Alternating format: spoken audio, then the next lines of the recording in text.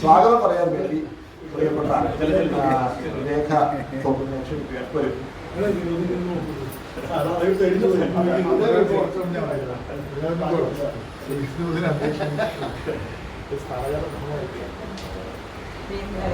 എല്ലാവർക്കും നമസ്കാരം. ആദ്യം തന്നെ ഞാൻ MTA ഒന്ന് അനുസ്മരിച്ച് അവർക്ക് ഒരു പ്രണാമം അർപ്പിച്ചുകൊണ്ടാണ് സംസാരിക്കുന്നത്. നമ്മുടെ മലയാറ്റൂർ അനുസ്മരണം ആരംഭിക്കുകയാണ്. നമ്മുടെ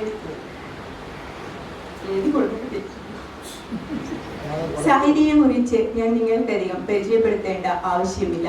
കഥ, പുസ്തക പ്രകാശനങ്ങൾ, ചർച്ചകൾ, അവാർഡുകൾ അങ്ങനെ വിവിധ കാര്യങ്ങളിൽ തൃശ്ശൂരിൽ മുന്നിട്ട് നിൽക്കുന്ന ഒരു സംഘടനയാണ് സാഹിതി. പിന്നെ ഇന്ന് നമ്മളിവിടെ എല്ലാവരും ഒത്തുകൂടിയിരിക്കുന്നത് മലയാറ്റൂർ അനുസ്മരണത്തിനാണ്. കഥ പറച്ചിൽ വൈവിധ്യം സൃഷ്ടിച്ച എഴുത്തുകാരനാണ് മലയാറ്റൂർ. തമിഴ് ബ്രാഹ്മണ സമൂഹത്തിന്റെ ജീവിതവും ഉദ്യോഗസ്ഥ ഭരണത്തിനകത്തെ നിഗൂഢ ലോകവും അദ്ദേഹം തന്റെ എഴുത്തുകൾക്ക് പ്രമേയമാക്കി. വളരെ ലളിതമായ ഭാഷയായിരുന്നു അദ്ദേഹം ഉപയോഗിച്ചിരുന്നത്. യശി, വേരുകൾ, പൊന്നി, ആറാം വിരൽ അങ്ങനെ മലയാളികളെ ഇരുത്തി വായിപ്പിച്ച കഥകളും നോവലുകളും അങ്ങനെ നീളുന്നു അദ്ദേഹത്തിന്റെ രചനകൾ. ഷെർലക് ഹോംസിന്റെ രചനകൾ അദ്ദേഹം തർജ്ജമ ചെയ്തിട്ടുണ്ട്. 1ാം ക്ലാസ് മജിസ്ട്രേറ്റായി ഔദ്യോഗിക ജീവിതം ആരംഭിച്ച അദ്ദേഹം 31ാം വയസ്സിൽ IAS കാരനായി. തുടർന്ന് ആ ജോലി രാജിവെച്ച് എഴുത്തിലേക്ക് ശ്രദ്ധ കേന്ദ്രീകരിച്ചു.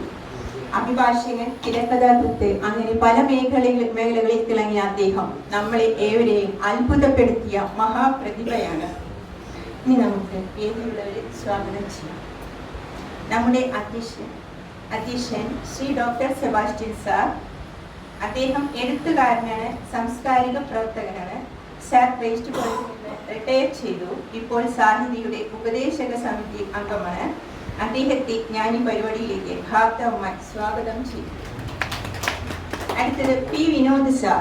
മലയാറ്റൂരിന്റെ കൃതികളിലൂടെയുള്ള ഒരു സഞ്ചാരമാണ് അദ്ദേഹം ഇവിടെ അവതരിപ്പിക്കുന്നത്. P. വിനോദ് സാർ അധ്യാപകനാണ്, നല്ലൊരു പ്രഭാഷകനാണ്, സാഹിതിയുടെ ട്രഷറർ കൂടിയാണ് അദ്ദേഹം. ഞാൻ അദ്ദേഹത്തെയും ഈ പരിപാടിയിലേക്ക് സ്നേഹപൂർവ്വം സ്വാഗതം ചെയ്യുന്നു. അടുത്തത് വ്യക്തിയും വീക്ഷണവും എന്ന പ്രഭാഷണം അവതരിപ്പിക്കുന്ന ഉണ്ണികൃഷ്ണൻ സാർ. അദ്ദേഹം നല്ല എഴുത്തുകാരനാണ്, സാംസ്കാരിക പ്രവർത്തകനാണ്, പിന്നെ സാഹിതിയുടെ പ്രസിഡന്റ് കൂടിയാണ്.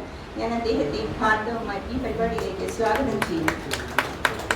Shri doctor Ananthan sir. അദ്ദേഹം ഇവിടെ നന്ദി പ്രകാശനത്തിനാണ് നിയുക്തനായിരിക്കുന്നത്. അനന്തൻ സാർ കഥാകൃത്താണ്, ബാലസാഹിത്യകാരനാണ്, നോവലിസ്റ്റാണ്, സാഹിതിയുടെ ഉന്നതാധികാര സമിതി അംഗം കൂടിയാണ്. അദ്ദേഹത്തെയും ഹൃദയപൂർവ്വം ഈ അനുസ്മരണ ചടങ്ങിലേക്ക് സ്വാഗതം ചെയ്യും. സദസ്സിലെ പ്രിയപ്പെട്ട എഴുത്തുകാരെ, വായനക്കാരെ, സാഹിത്യപ്രേമികളെ, നിങ്ങൾക്ക് ഏവർക്കും സ്വാഗതം. എല്ലാവർക്കും നമസ്കാരം.